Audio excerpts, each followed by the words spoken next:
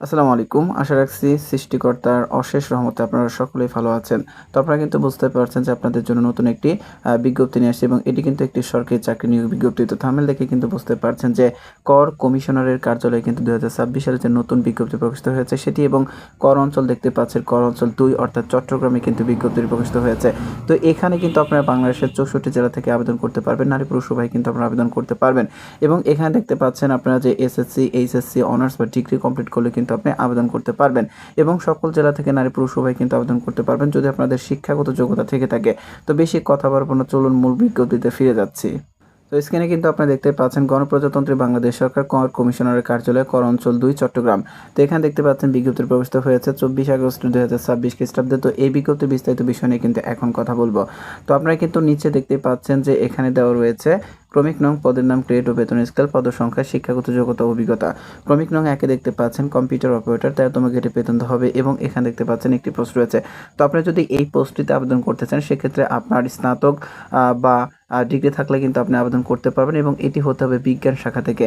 এছাড়া আপনার বাংলা ও ইংরেজিতে প্রতি মিনিটে দেখতে পাচ্ছেন যে টাইপিংয়ের যে গতি সেটি হচ্ছে আপনার ২৫ ও ৩০ শব্দ থাকতে হবে এবং স্ট্যান্ডার্ড অ্যাপটিটিউড টেস্টে কিন্তু উত্তীর্ণ হলে কিন্তু আপনি ক্রমিক নং ১ কম্পিউটার অপারেটর এই পোস্টটিতে আবেদন করতে পারবেন। এরপরে ক্রমিক নং ২ কিন্তু আপনারা নিচে দেখতে পাচ্ছেন যে ক্রমিক নং ২ উচ্চমান সহকারী, এখানে দেখতে পাচ্ছেন ১৪তম গ্রেডে বেতন দেওয়া হবে।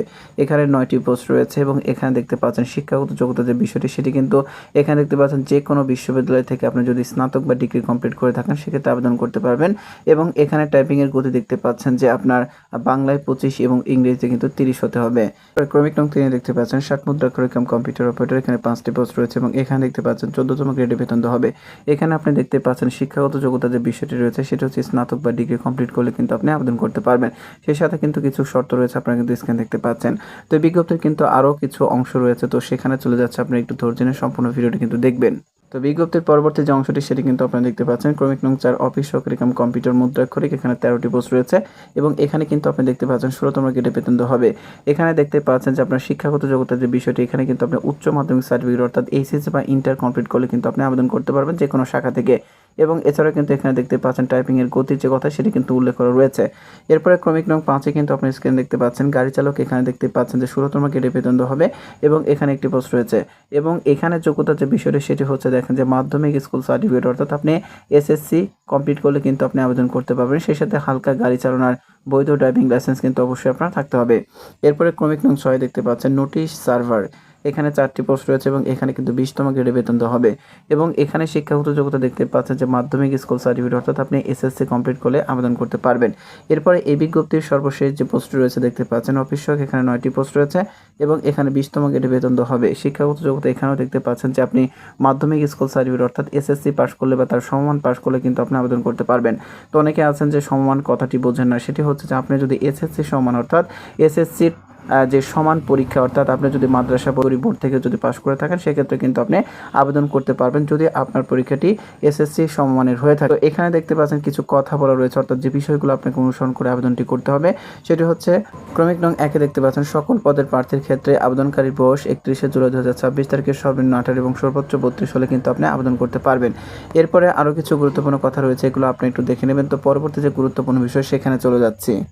তো বিজ্ঞপ্তির এই অংশে দেখতে পাচ্ছেন অনলাইনে আবেদনের নিয়মাবলী অর্থাৎ আপনি কিভাবে এই বিজ্ঞপ্তিতে আবেদনটি করবেন। তো এখানে দেখতে পাচ্ছেন পরীক্ষায় অংশগ্রহণে ইচ্ছুক প্রার্থীকে https://ctax2.tiltok.com.bd ওয়েবসাইটের মাধ্যমে কিন্তু আপনাদের আবেদনটি করতে হবে।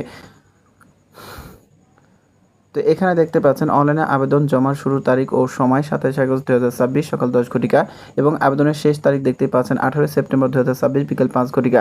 তো এই সময়ের ভিতরে কিন্তু আপনাকে আবেদন করে শেষ করতে হবে অর্থাৎ এই যে চলমান আগস্ট মাস রয়েছে অর্থাৎ আগামীকাল থেকে কিন্তু আপনি সকাল ১০টা থেকে আবেদনটি করতে পারবেন। আপনাদের সুবিধাতে আমার ভিডিও ডেসক্রিপশন বক্স এবং প্রথম কমেন্টে বিজ্ঞপ্তির লিঙ্ক এবং আবেদন লিঙ্কটি দেওয়া থাকবে, সেখান থেকে দেখে বুঝে পড়ে কিন্তু আপনি আবেদনটি করতে পারবেন। তো ভিডিওটি যদি আপনার সামান্য উপকার আসে বা উপকার করতে পারে তাহলে অবশ্যই সকল ধরনের চাকরির আপডেট নিউজ পেতে আমার আনএমপ্লয়েড BD23 ইউটিউব চ্যানেলটি সাবস্ক্রাইব করে বেল বাটনটি বাজিয়ে রাখবেন।